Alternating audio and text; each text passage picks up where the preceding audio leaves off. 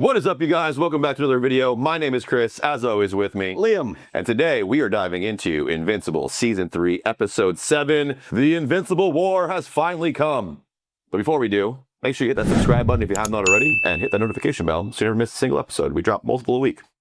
And if you want to be a member of our Patreon and help us out with producing these videos and creating awesome content for you, and also getting early access to videos, shout outs on the videos, and more behind the scenes stuff, you can go ahead and click the link below and join our Patreon for as little as a cup of coffee. You can really help us out. All that being said, try not to talk over myself because I just drank some bang. Let's dive in. I felt like this episode was too much in such a small, short period of time. I wanted time to digest. I wanted slightly extended fight scenes.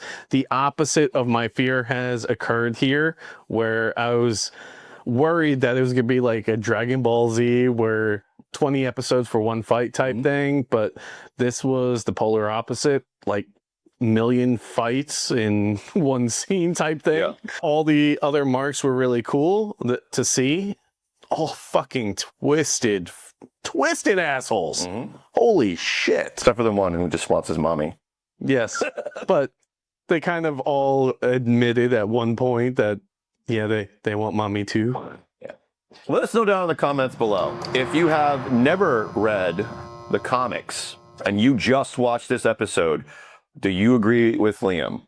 Because I think anybody who has no context to what just happened would probably have to watch it a couple of times just to grab everything that went down.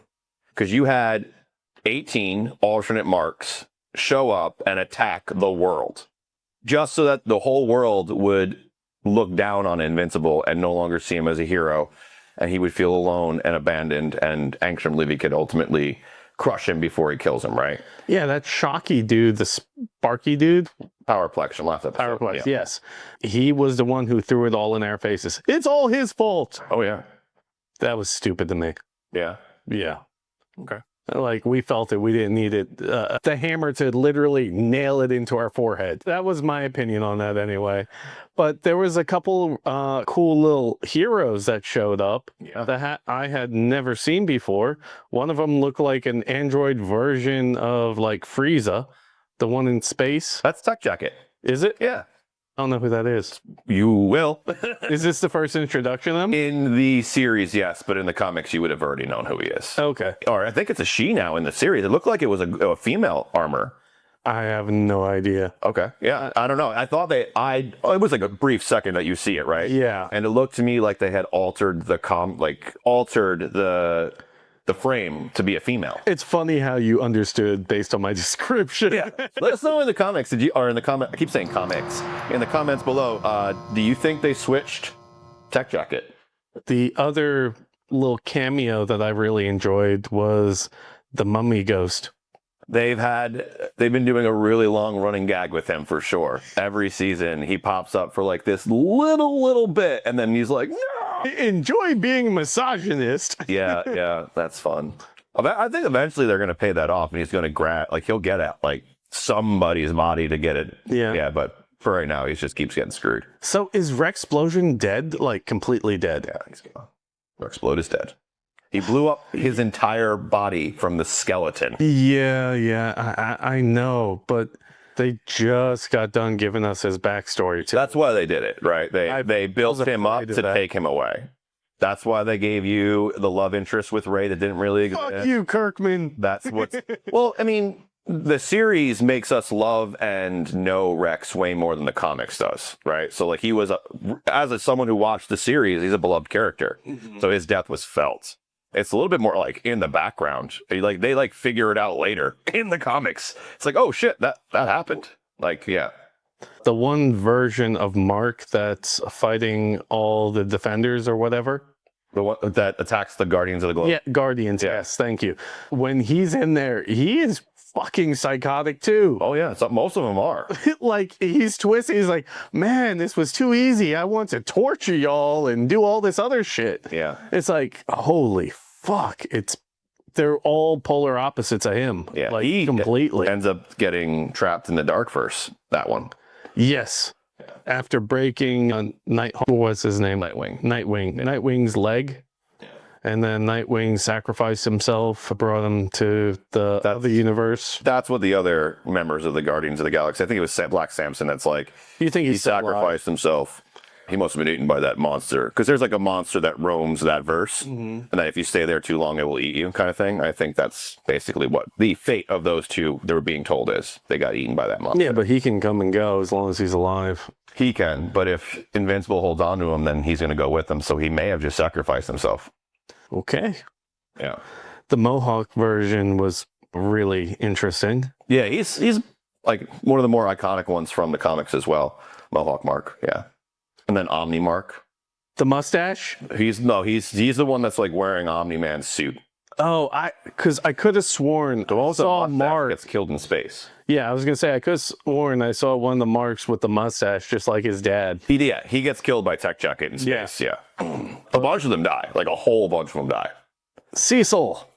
That was a very interesting dynamic shift there. It showed a little more of what you were saying of, yeah, he has nothing against Mark whatsoever. And just solidified those facts for you.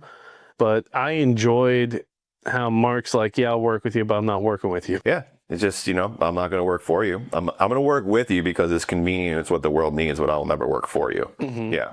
And then Cecil said, that's exactly why, essentially. That you need to lead them, yeah. Yeah. He's like, you're the only one that stands up to me.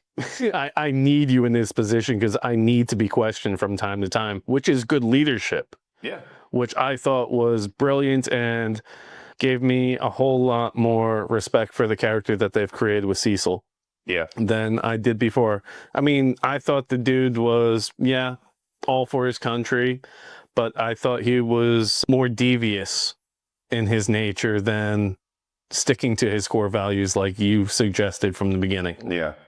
He's just scared of aliens. He's scared of the power that he can't do anything about. So he's just trying to find everything he can to balance the scales. I thought it was cool that he was like, he let Donald go all Terminator. Yeah. He's like, go for it. He's like, yes, let Donald free. Well, Donald had to convince him because he didn't want him to die because I think he was afraid that this time he'd completely lose him. Yeah, he keeps coming back less and less man. Right. Yes. Yeah.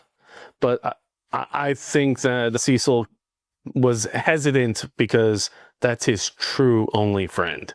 Yeah, it's his closest person. Yeah, it's right hand. So I think he didn't want him to go fight because he didn't want him completely gone. And with all those marks, he knew it was a very real possibility that he'd be completely dismembered. Look at how they struggled when just a couple marks attacked the facility.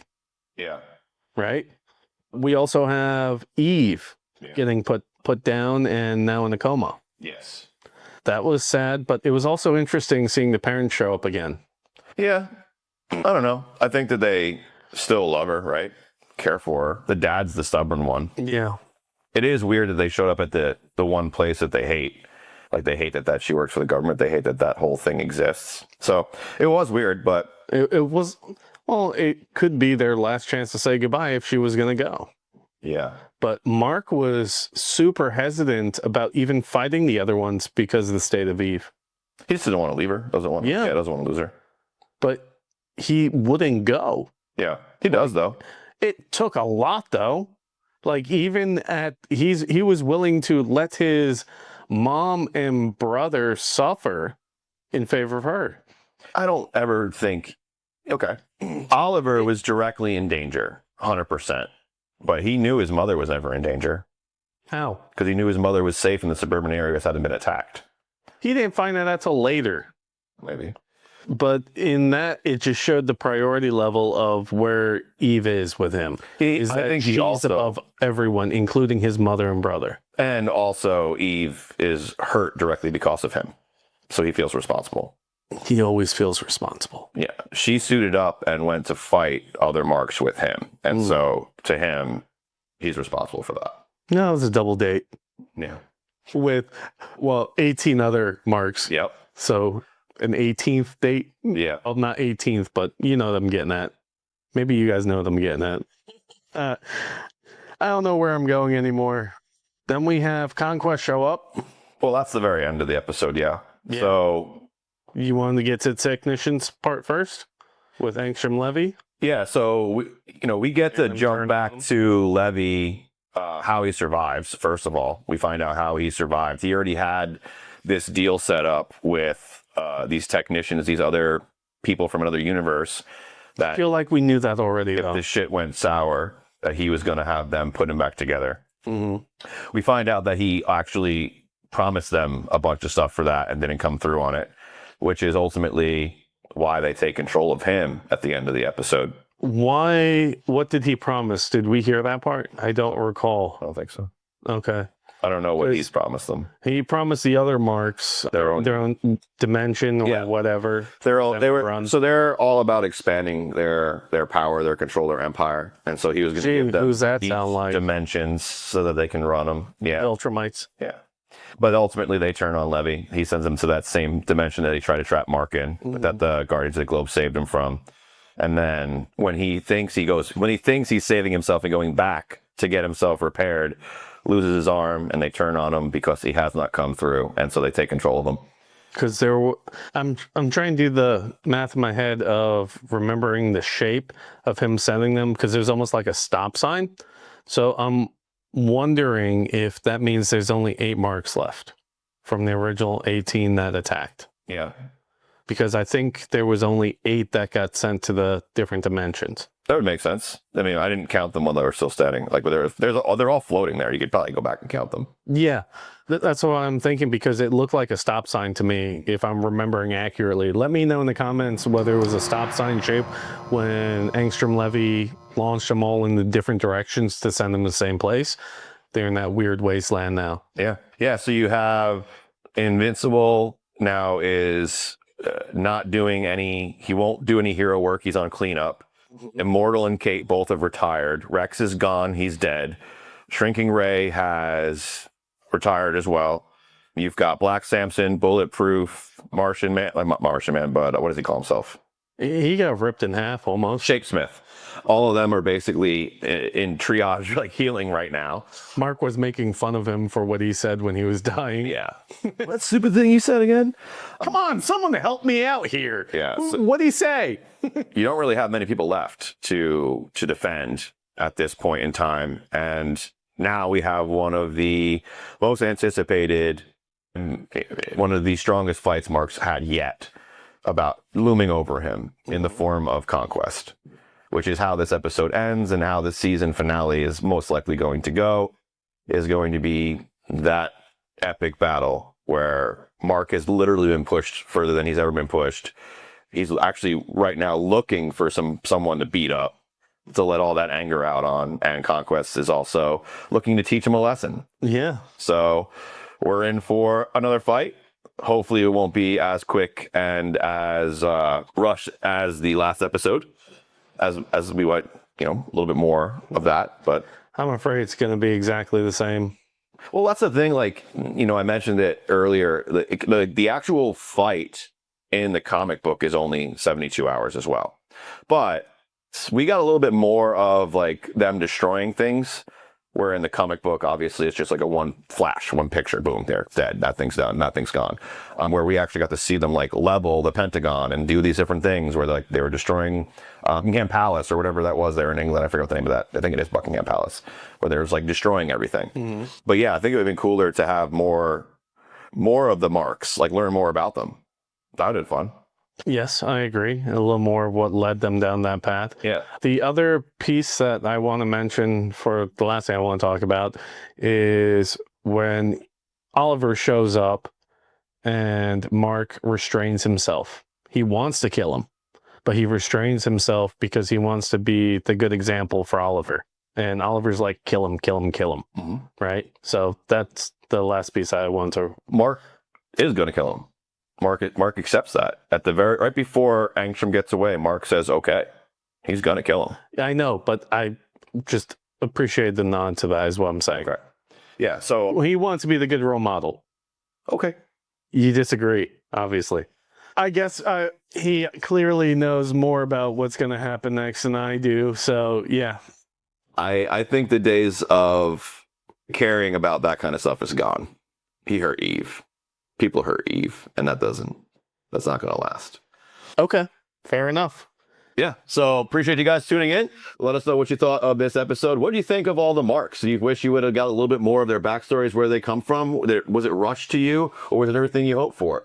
If you read the comics, it probably was really awesome to see it be recreated on screen, to see how really Prime's really doing their best to fill in and follow the storyline with some added liberties, of course. And then we also got some really cool cameos, as you mentioned. We got to see Tech Jacket. We got to see the blind guy that's like Daredevil with the guns in Tokyo. I forget his name right now. We got to see quite a few people show up in this episode. Some chick with boxing gloves. You saw her before. She's part of the Guardians of the Globe that come and save Mark from the future. Oh, okay. Yeah. But yeah, let us know what you guys thought down below. If you want to be a member of our Patreon, that link is also down in the description. But as always, hit the subscribe button. Make sure you hit that little bell so you never miss a single episode. And, do you have anything to say? My name's Chris. Liam. And you might like this video right here. Also, we have another playlist of things that are right below it that you may also like, as well as YouTube says that this is something that you're going to love right above my head. So we'll see you on those videos. Peace. Find the strength hiding in each battle scar. You're not who you were, you've already come far.